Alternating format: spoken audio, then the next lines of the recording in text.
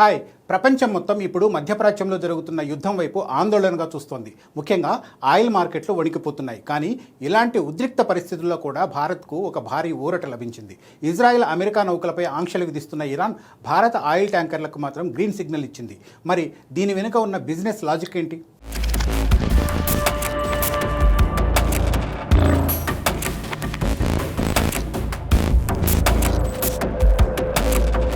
ప్రపంచ వాణిజ్యానికి గుండెకాయ వంటిది strait of Hormuz.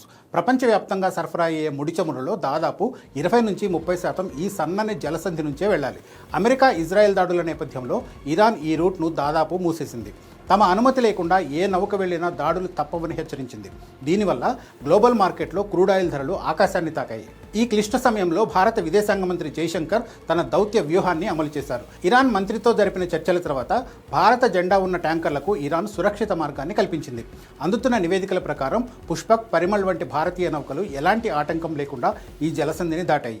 America, Europe దేశాల నౌకలకు మాత్రం గ్రీన్ సిగ్నల్ దొరకలేదు. భారత్కు ఇది ఎంతో ఊరటనిచ్చే కీలక పరిణామం. గత కొన్ని రోజులుగా దేశంలో కమర్షియల్ గ్యాస్ సిలిండర్ల కొరత తీవ్రంగా ఉంది.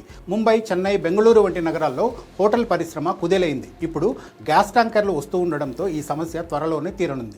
సముద్ర మార్గంలో నౌకలు మళ్లించడం వల్ల రవాణా ఖర్చులు పెరుగుతాయి. కానీ హార్మూజ్ నుంచి నేరుగా రావడం వల్ల ఆ అదనపు భారం తగ్గుతుంది.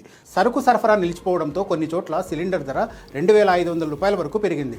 సరఫరా పునరుద్ధరణతో ధరలు మళ్లీ సాధారణ స్థితికి వచ్చే అవకాశం ఉంది. అయితే ఇక్కడ ఒక ట్విస్ట్ ఉంది.